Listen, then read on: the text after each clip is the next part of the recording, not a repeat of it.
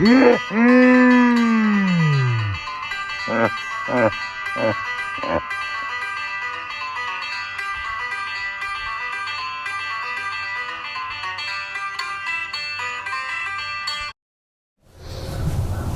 Minute Man, and we are back here today on the range. I'm with my good buddy, Mr. Obvious. And Mr. Obvious, what are we talking about today?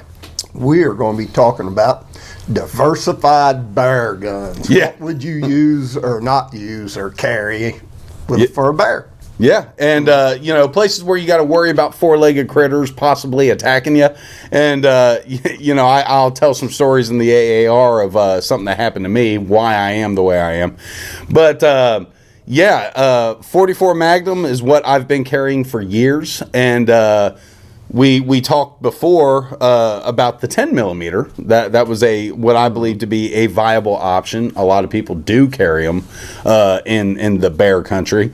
But today, I think we're doing what I would consider a more fair comparison, and that would be a 357 Magnum versus the 44 Magnum. Now, we do have a video upcoming. One of our subscribers actually turned me on to another firearm, and if you can guess which firearm it is, we'll give you a lock of Mr. Obvious's hair here. But good luck. But anyway, so yeah, we've got that coming up next week. We'll have that. But for today, we're talking about the 357 mag and the 44 mag. And my actual bear loads, this is what I carry in the bear woods, and that's these HSM 305 grain bear loads. And this is what I carry in this Smith & Wesson 329 PD. And we've got a 629 Performance Center today. So we'll see the difference in the barrel length, what you're getting out of a 4-inch versus, what is this, a 6-inch? No, this is an 8-inch. 8-inch. So, yeah. Yeah. And then we're going to also shoot what I would consider a viable piece, which would be the 357 Magnum. And this was actually one that belonged to your father. And this is, I think, just a sweet little gun. It's something that would be easy to carry in the bear woods. But we're going to compare that to the Combat Magnum. And these are hand loads. These are pretty warm, what you loaded here. And not diabolical or anything like that. You know, they're just a decent load. Yeah, they're right at max for 357 by the manual, so they're right in there. They're nothing hot. They're not crazy. Standard 357 Magnum loads. But we're going to shoot all these through the chronograph today, and then we're going to let Mr. Obvious shoot some water jugs, and we'll whatever that tells us, we'll find out. But stick with us. Let's get some shooting done. All right, so we got this little 66-1, and I'm going to be firing one of these hand loads, and this is the 158 grain, correct? Yeah. And we'll put this through the chronograph. Now, I've shot this a few times here, and I can't hit anything with this, so it's just me. But we'll shoot through this chronograph, see how fast she goes. Are we ready? Yeah. All right, here we go. 1,088 and completely missed the target. Explain that. Okay, I can't shoot. That's the explanation. Okay, now we got the Combat Magnum, the 6-inch barrel, and we'll see how she fares here. But let's go. Oh, I hit it with that one. All right, 1288 is the speed on that. So, yeah, I'm having a real issue with that snubby barrel, I guess. I don't know. But now let's go to the 44 mags and see how we do. That's what she said. Yeah. All right, this is the bear load out of a 329 PD, and this is a light scandium frame. This is going to have some recoil, so I'm excited. Better you than me. It's going to be you soon, don't worry. All right, here we go. Woohoo! Dead center. But that was moving 1,126 feet per second with a 305 grain monster. Now let's shoot that out of that nice 629 there and see how it does. All right. Okay, so now we got the 305 grain bear load out of this Performance Center. It should shoot a little nicer out of this. Probably won't hurt as bad. Yeah, you got a muzzle brake too. Yeah. All right. So let's go here. See what our speed difference is. I can tell you this is a lot heavier. All right, here we go. Woo-hoo. 3,278 feet per second with a 305 grain bullet. That's moving. All right, it's your turn, Mr. Obvious. That's close to 1,300 feet per second. She's smoking. All right. Mr. Obvious, we got the bullet speeds. Now he's got our friend, the 66-1, and he's going to shoot the water jug here to the left and see how she does. Little old snub nose. Little old snub nose. Ready? I am ready, sir. Alrighty, let's see what she does. Woohoo! All right. I'd say that water jug's dead.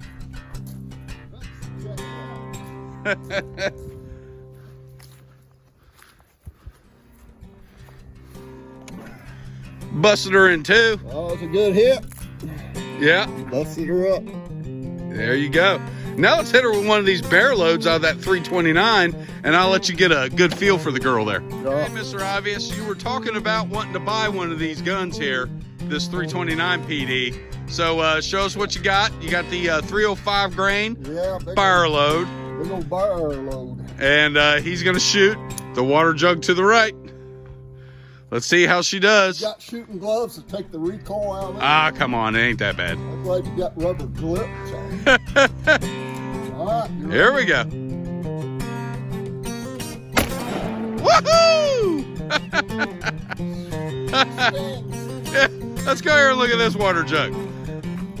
Last I checked, bear are not made out of plastic and water, but Yeah. I gotta say, I dead center shot. I mean, it's my opinion, that looks rougher. it's a little rougher. Yeah, it looks like it's done a little more damage.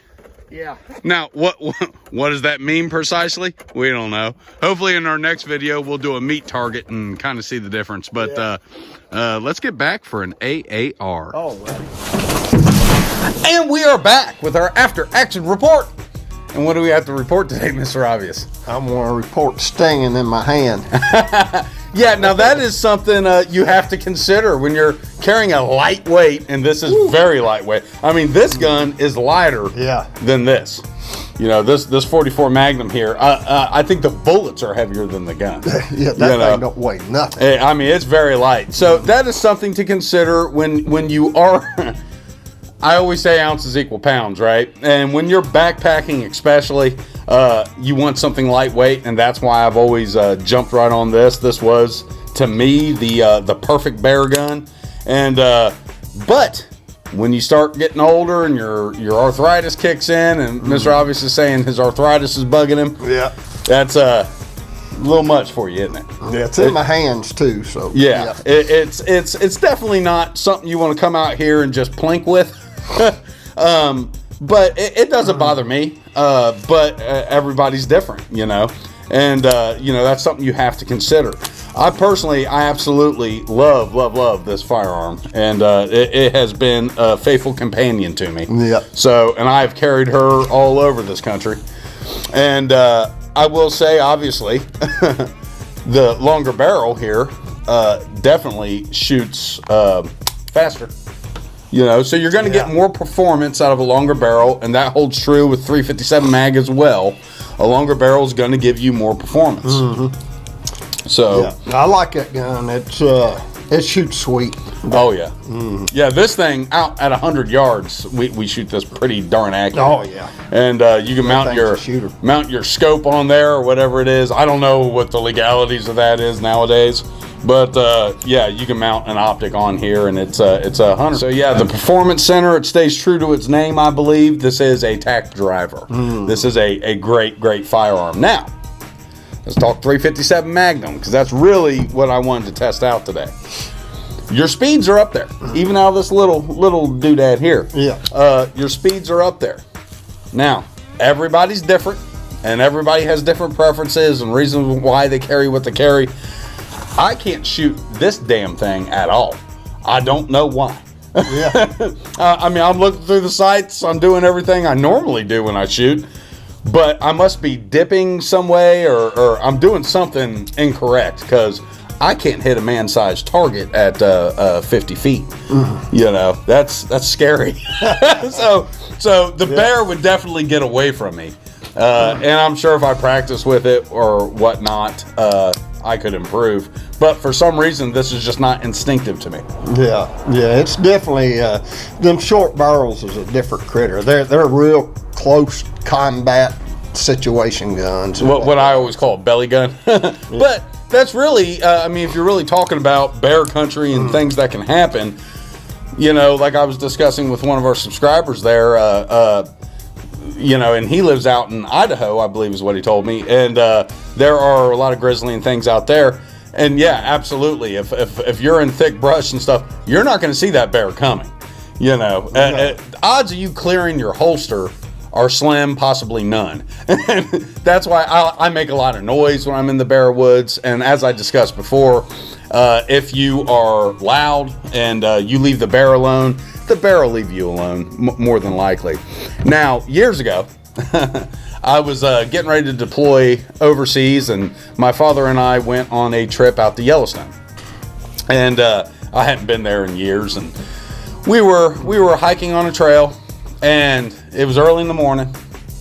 We're hiking on this trail, and I got just the worst feeling, you know, and I can't explain it. It was just like, you know, it's I don't see dead people or anything, but I got a weird, creepy feeling, and I said, Dad, we got to go. We got to get off this trail.